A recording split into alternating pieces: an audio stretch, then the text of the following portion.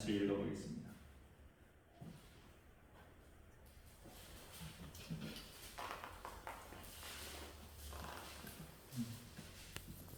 다니엘 1장 우리 3절에서 9절까지 말씀드리겠습니다. 성경을 보시면 다니엘 1장 3절에서 9절까지 우리 같이 읽어보겠습니다. 시작. 왕이 환관장 아스부나스에게 말하여 이스라엘 자손 중에서 왕족과 귀족 몇 사람 곧 흠이 없고 용모가 아름다우며 모든 지혜를 통달하며 지식에 통달하며 학문에 익숙하여 왕궁에 설 만한 소년을 데려오게 하였고 그들에게 갈대아 사람의 학문과 언어를 가르치게 하였고 또 왕이 지정하여 그들에게 왕의 음식과 마시는 포도주에서 날마다 쓸 것을 주어 3년을 기르게 하였으니 그 후에 그들은 왕 앞에 서게 될 것이더라. 그들 가운데는 유다 자손 곧 다니엘과 하나냐와 미사엘과 아사랴가 있었더니 환관장이 그들의 이름을 고쳐 다니엘은 벨드사살이라 하고 하나냐는 사드락이라 하고 미사엘은 메삭이라 하고 아사랴는 아벳누고라 하였더라. 다니엘은 뜻을 정하여 왕의 음식과 그가 마시는 포도주로 자기를 더럽히지 아니하리라 하고 자기를 더럽히지 아니하도록 환관장에게 구하니 하나님이 다니엘로 하여금 환관장에게 은혜와 긍휼을 얻게 하신지라. 아멘.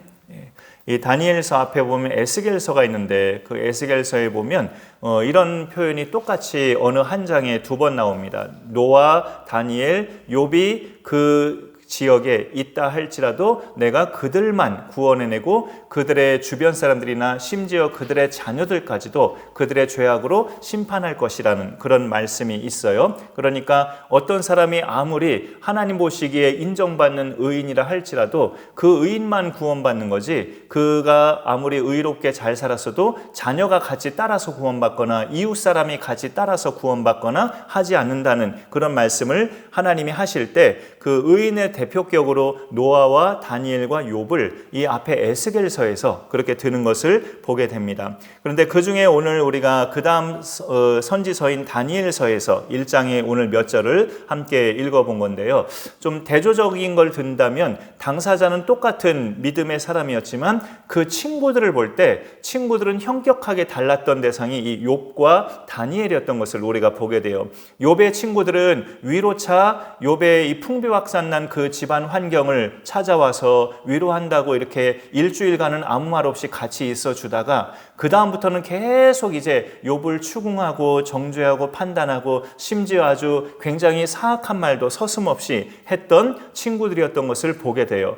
반면에 다니엘의 이 동료였던 하나냐, 미사엘, 아사랴 이 친구들은 서로가 위기의 순간 때마다 같이 기도의 동역자가 되고 같이 기도의 동역자가 되어서 각자의 그 위기의 순간들을 은혜 가운데 넘겼던 그런 믿음의 동료였죠. 세 친구가 금신상 앞에 절하지 않아서 풀무불에 던져졌을 그 순간에 또 다니엘이 사자굴에 던져졌을 그 순간에 그런 모든 순간마다 서로 이렇게 이 친구들은 믿음의 동역자가 되었다는 것을 우리가 욥의 친구들과는 참 대조적으로 다니엘은 이 자기도 믿음이 신실했지만 친구들의 믿음도 참 신실하고 좋았다라는 것을 보게 됩니다. 그런 유혹이 이제 다니엘서를 읽다 보면은 3장에서는 친구들만 금신상 앞에 절하지 않은 거에 대한 이제 시험이 다가오고 6장에 가서는 다니엘만 사자굴에 갇히는 그런 상황이 오는데 여기 1장에서는 다니엘과 세 친구가 같이 다 이렇게 그 왕의 진미를 거부하면서 열흘간의 그 채식만 먹은 그 상태에서의 다른 육식을 먹은 소년들과 우리의 얼굴들을 비교해보라. 다니엘이 환관장에게 제안하는 것이 요 뒷면의 이야기로 우리가 잘 알고 있죠. 볼 때 이 1장에서는 다니엘과 이 세 친구 전부 다가 어찌 보면 하나님께서 통과케 하신 그런 시험의 첫 관문이었다라고 우리가 볼 수 있습니다. 사람이 아무리 믿음이 굳건하게 뭔가 자기를 지키고 출발했어도 그럴듯한 여러 사람들의 말을 계속 듣다 보면 그 말이 정말 그럴듯해서 그래 잠깐만 그래도 되겠지? 그래 긴 시간 한다는 것도 아니고 잠깐 짧은 시간이고 그게 그렇게 큰 죄도 아니고 하나님 앞에 그렇게 성경에 있는 사악한 사람들처럼 불경스러운 죄도 아닌데 그래 잠깐이면 되겠지라고 이렇게 사람들로부터 그럴듯한 말을 계속 듣다 보면 뭔가 이렇게 그 말이 정말 그럴듯해서 넘어가는 것은 시간 문제인 경우도 참 많아요. 처음에 믿음을 굳건하게 지켰다가 우리 일제강점기 때 신사참배가 이건 하나의 어떤 예식이다, 종교의식이 아니라 그냥 풍습이요 예식이다 해서 많은 또 교단의 목사님들이 그냥 그렇게 받아들이고 신사참배에 어기면 일제의 그런 두려운 공격을 이렇게 감당해내지 못해서 그냥 합리적으로 넘겼던 것을 우리가 또 기억하잖아요. 사람들의 그럴듯한 말을 계속 듣다 보면 그렇게 넘어가는 만한 것이 우리 주변에 참 많이 있다라는 거죠. 그런데 그럼에도 불구하고 아무리 그렇게 흔들어대도 흔들리지 않는 사람은 오늘 말씀에서 답을 찾아본다면 뜻을 정한 사람이라는 것을 우리가 볼 수 있습니다.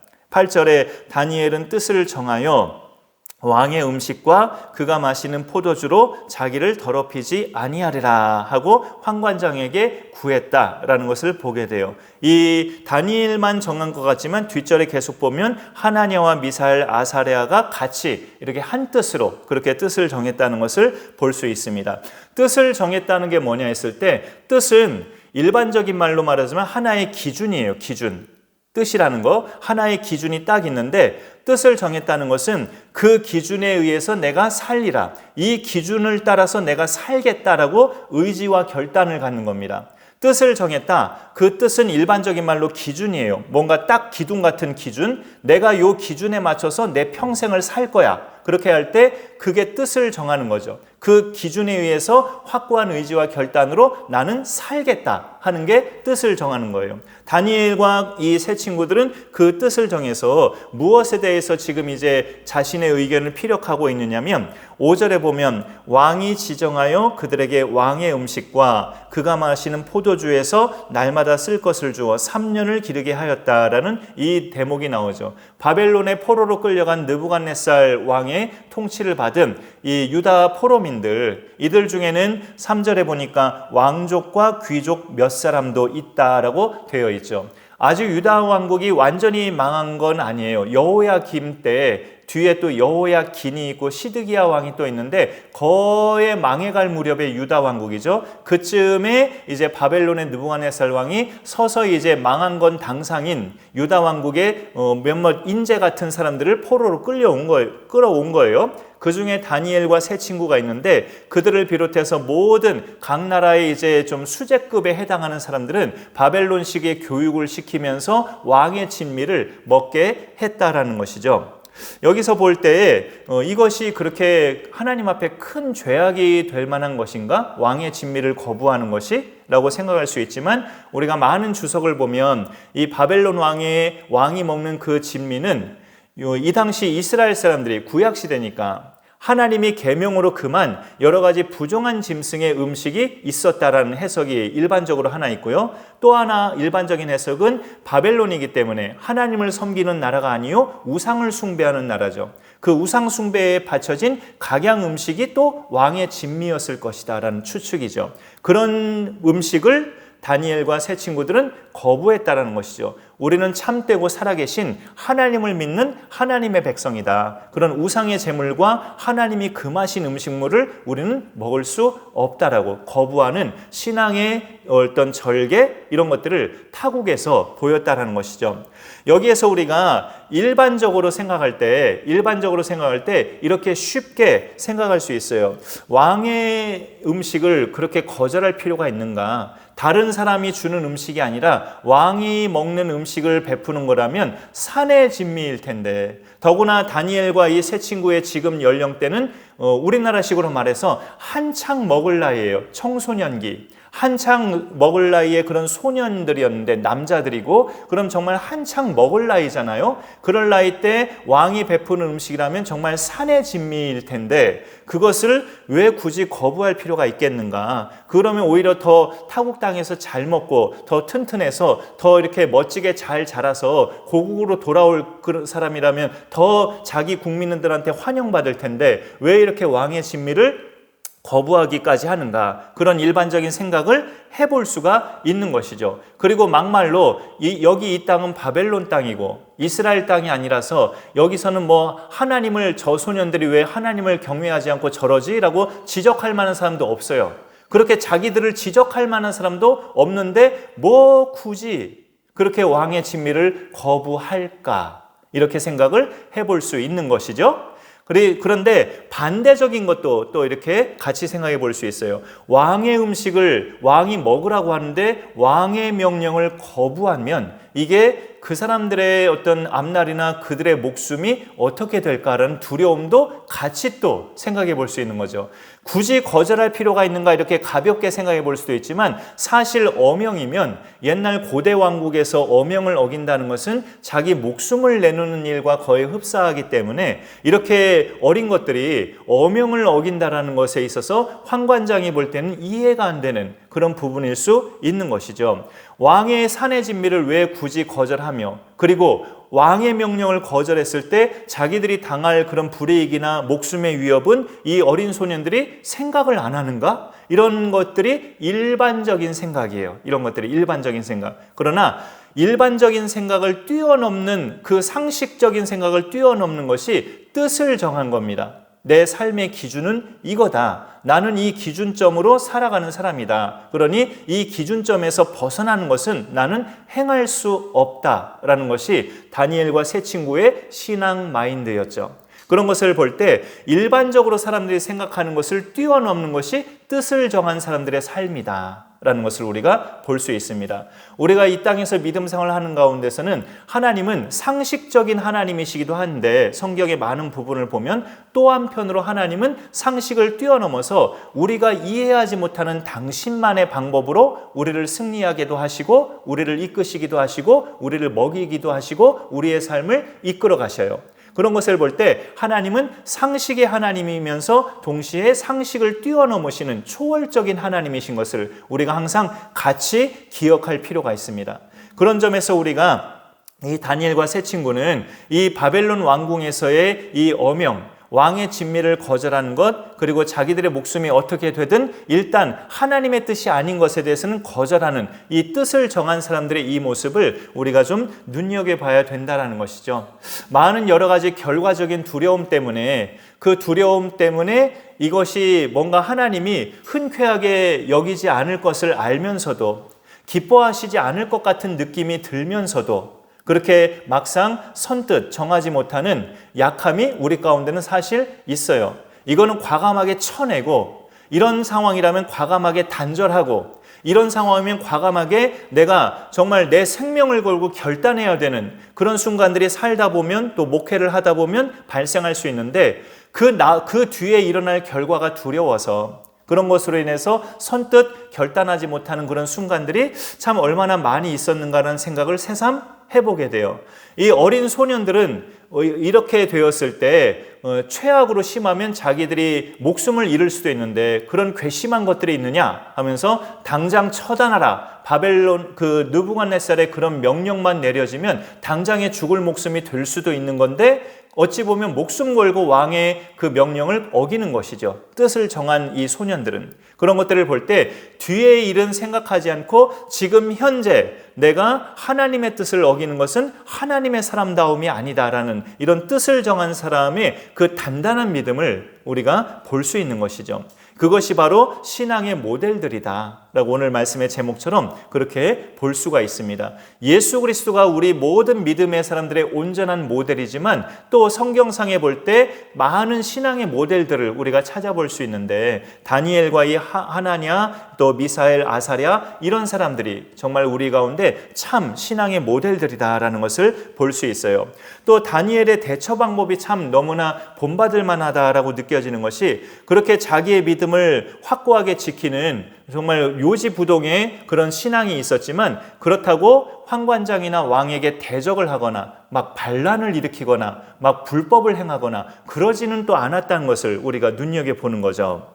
여기 8절 제일 끝에 보면 자기를 더럽히지 아니하도록 환관장에게 구하니라고 이렇게 환관장을 만나서 대화를 나누는 다니엘의 모습을 볼 수 있어요. 우리 입장은 이렇습니다. 우리는 하나님을 믿는 유대인들이고 이스라엘 사람들입니다. 왕의 진미에는 우리가 하나님을 섬기는 자가 절대 해서는 안 될 우상 숭배의 음식이 있을 것입니다 하면서 자신들의 신앙을 밝혔을 것이고, 그러니 우리는 왕의 진미를 받아먹을 수 없다라는 입장 표명을 정중하게 했을 거예요. 그럴 때 9절에 보면 하나님이 다니엘로 하여금 환관장에게 은혜와 긍휼을 얻게 하신지라, 환관장에게 은혜를 입혀주셨다는 거죠. 그래서 다니엘을 함부로 대하지 않아요. 환관장이 다니엘을 친절하게 대하고, 그래 너희들의 입장이 그러느냐, 근데 너희들이 그러면 내 목숨이 날아갈 수 있다라고 하면서 그러니까 다니엘이 10일 동안 우리가 채식만 먹을 터이니 육식을 먹은 소년들과 우리의 얼굴을 비교해 보시오라고 제안을 한 거죠.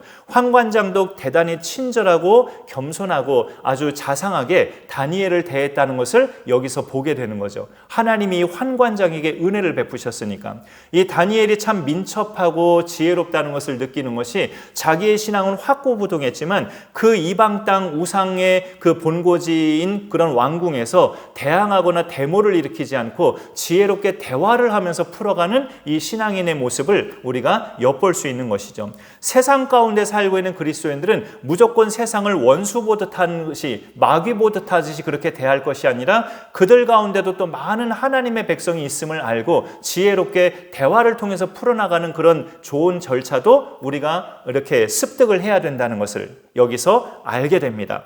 이런 다니엘의 그 모습을 볼 때 다니엘이 이렇게까지 민첩하고 대화를 통해서 그러면서도 요지부동한 그런 뜻을 정하는 것을 굽히지 않는 이런 모습을 보인 것은, 그가 정한 이 뜻은 하나님 앞에서 정한 것이기 때문에 그렇다라고 볼 수 있습니다. 자기의 신념이 아니죠. 부모님이 가르쳐준 우리 집안의 신념은 이래서 나는 이 신념을 굽힐 수 없습니다. 자기 신념으로 뜻을 정한 것이 아니라 하나님을 믿는 하나님의 자녀로서의 그 뜻을 정한 거예요.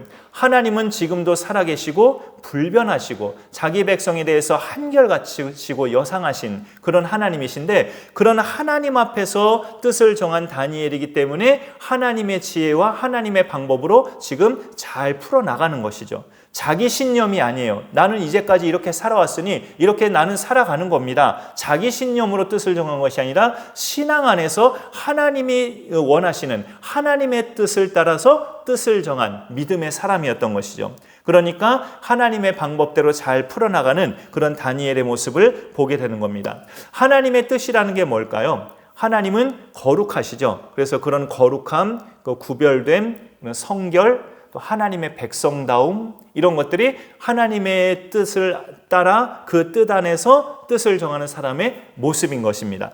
그런 것을 우리가 또 닮아갈 때 이것이 또 신앙의 모델들을 우리가 잘 따르면서 우리도 믿음의 반열에서 아름답게 살아가는 모습이죠.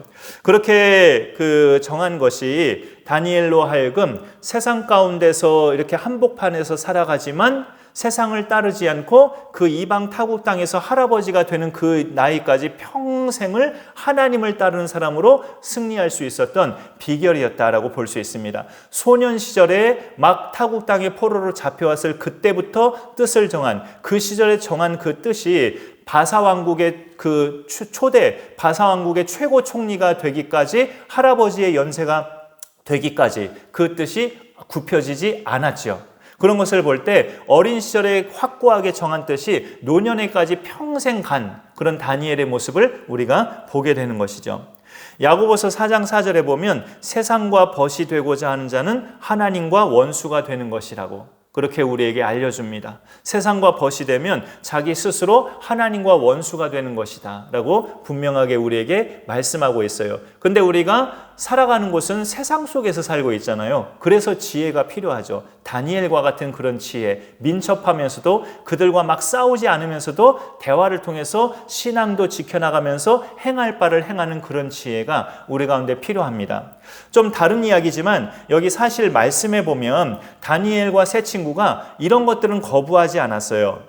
4절 끝에 그들에게 갈대아 사람의 학문과 언어를 가르치게 하였고, 갈대아, 바벨론 언어와 학문을 다니엘과 세 친구가 배웠는데 이거는 거부하지 않았단 말이죠. 다니엘과 세 친구가 우리는 하나님 믿는 백성으로서 이 나라 언어를 배우면 안 됩니다. 그런 것까지 거부하지 않았어요. 그 일반적인 문화는 배우고 언어도 받아들였고, 심지어는 자신들의 이름을 바벨론식으로 바꾸는 것도 거부하진 않았습니다. 7절에 보면 그들의 이름을 고쳐 다니엘은 벨드사살, 하나냐는 사드락, 미사엘은 메삭, 아사랴는 아벳노고라 하였더라라고 되어 있죠. 바벨론식으로 다 이름을 고쳤고, 심지어 벨드사살이라는 다니엘의 이름은 우상신과 관련된 이름 뜻임에도 불구하고 그 이름을 그냥 다니엘은 받아들였어요. 그러나 진미를 먹는 것은 또 받아들이지 않는 그런 어떤 잘 지혜롭게 분별하는 다니엘의 이 모습을 우리가 보는 거죠. 일반적인 어떤 환경으로 처해지는 것은 받아들였는데 하나님을 정면으로 거부할 만한 것들은 받아들이지 않는 그런 분별력과 지혜, 이것이 세상 속에서 살아가는 그리스도인들에게 필요한 그런 지혜요 결단력이라는 것을 우리가 보게 됩니다. 그런 것들을 잘 키우는 것은, 키울 수 있는 방법은 성경 속에 나오는 신앙의 모델들이 어떻게 행했는가, 신앙의 모델들이 어떻게 결단했는가를 우리가 늘 말씀을 통해서 발견하여서 우리가 그렇게 결단하며 살아갈 수 있는 길이 된다는 것을 알게 됩니다. 오늘 이 말씀을 우리가 그렇게 보면서 성경 속에 나오는 많은 신앙의 모델들에게서 배울 점들만 우리가 발췌해서 궁극적으로 예수 그리스도를 닮아가면서 이 땅에서 하나님이 살게 하시는 동안에 늘 믿음의 승리자들로 나아가실 수 있기를 간절히 축원합니다. 네, 제가 기도하겠습니다. 하나님 감사합니다. 오늘도 우리에게 말씀하여 주심을 감사드립니다. 성경 속에 나오는 많은 신앙의 모델들 중에 특별히 다니엘서에 나오는 다니엘과 그의 세 친구를 말씀을 통해 우리가 잠깐 나누었습니다. 많은 목숨의 위협과 위기 가운데서도 하나님을 믿는 그 뜻을 정한 그 믿음이 평생 갔던 다니엘과 같은 그런 믿음의 생애가 우리 가운데도 이루어지기를 원합니다. 하나님 아버지, 날마다 주님과 동행하며 어떤 기로에 서 있을 때마다 날마다 엎드려 하나님의 뜻을 구하며 응답 속에서 늘 하나님의 길을 가며 승리하는 우리의 삶이 되게 하여 주옵소서. 오늘도 우리에게 말씀하여 주심을 감사드립니다. 이 말씀을 따라 우리 평생도 하나님 앞에서 뜻을 정하여 하나님의 기뻐하시는 길로 살아가며 하나님이 원치 아니하시는 모든 우상적인 요소들이 우리 가운데 아직 남아있는 것들도 하나하나 제거해가며 온전한 하나님의 사람으로 나아가며 살아가며 승리하는 우리 모두가 되게 하여 주옵소서. 감사드리며 예수님의 이름으로 기도 올리옵나이다. 아멘.